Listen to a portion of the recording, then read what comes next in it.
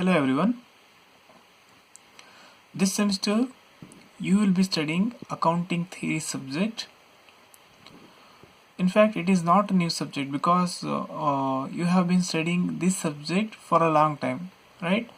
You know the meaning of accounting and accountancy, and you have studied the objectives, then functions of accounting, then various basic terms like profit, loss, goods, then expenses, expenditure, balance sheet, trial balance, then discount, vouchers, then golden rules of accounting. Then you have studied different branches of accounting like financial accounting, corporate accounting. Then you have studied various accounting standards, right?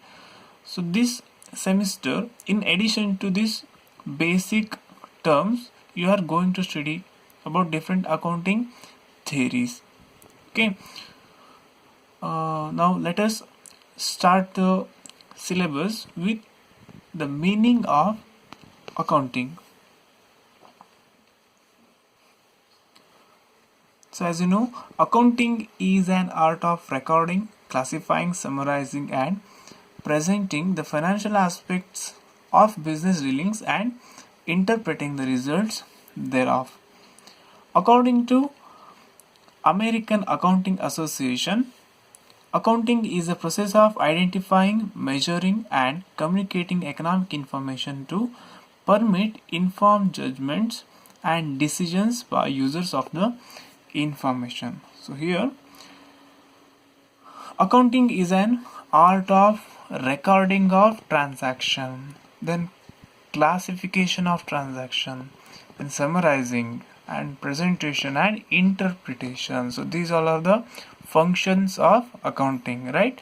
So accounting involves the recording of, first we have to identify the transactions, because for example, appointment of a new manager and changes in the policy of the business. So we cannot record these kind of transactions, right?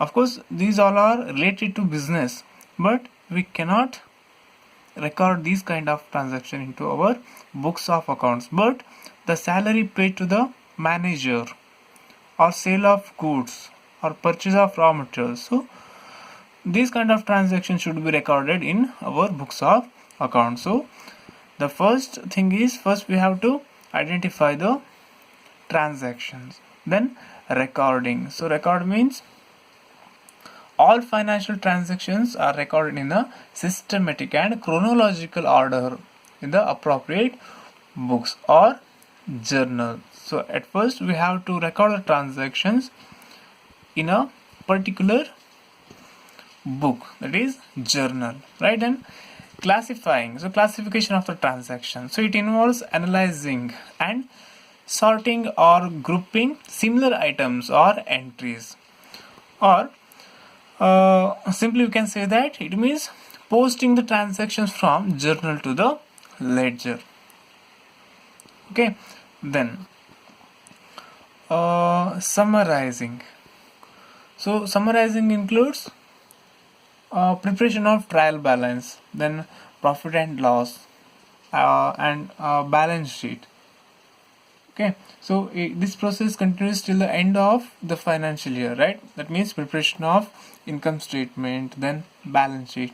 Okay, so next function is presentation and interpretation. So it means setting the financial data in a systematic manner and drawing conclusions by interpreting the financial statement. So by analyzing the financial statements, so we can draw the conclusions, or we can take the effective decisions. Okay, so these all are the functions of accounting. So recording, classifying, summarizing, presentation and interpretation. So you can say that accounting is an art of recording, classifying, summarizing and presentation and interpretation of business dealings. So next concept is objectives of accounting. So is it necessary to record the transaction, or is it necessary to maintain the books of accounts? Yes. Why? So what are the objectives of accounting?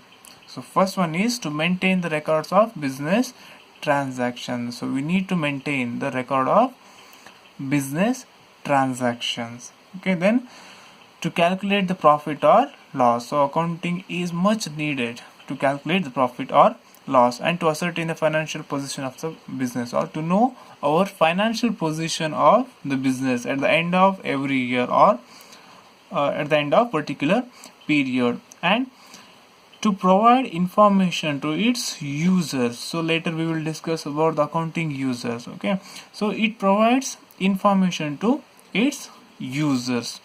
Then to facilitate decision making, so accounting entries or accounting process helps to take effective decisions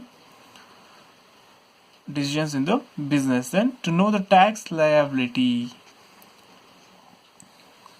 So if you are earning something, means you have to pay something to the government in the form of tax. So to know, this one is to know the tax liability of the business. Okay, then to enable the comparison of performance of different terms. So we can make the comparison of performance of our business with the help of accounting entries or data available in accounting process. So here we can say that not only the objectives, these all are the advantages of accounting also. It helps to maintain the record of business transaction, and it helps to calculate the profit or loss. It helps to ascertain the financial position of business, and it provides information to the users, and it facilitates for decision making, right? Okay, the next concept is users of accounting information. So here users can be classified into two broad categories. So first one is internal users, and second one is external users. And users also can be classified as direct users and indirect users.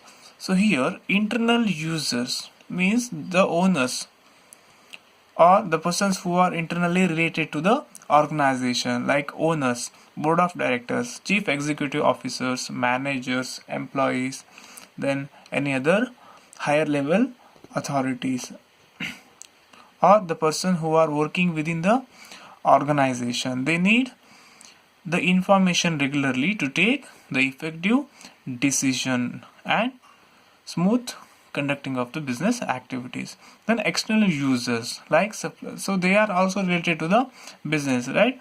For example, suppliers, investors, customers, banks and other financial institutions, government, tax authorities, creditors, labor unions, then stock exchanges, right?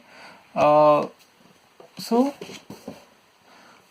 these all institutions or persons or users need accounting information regularly.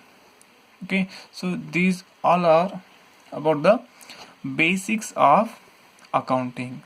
So in the next class we will discuss about the meaning of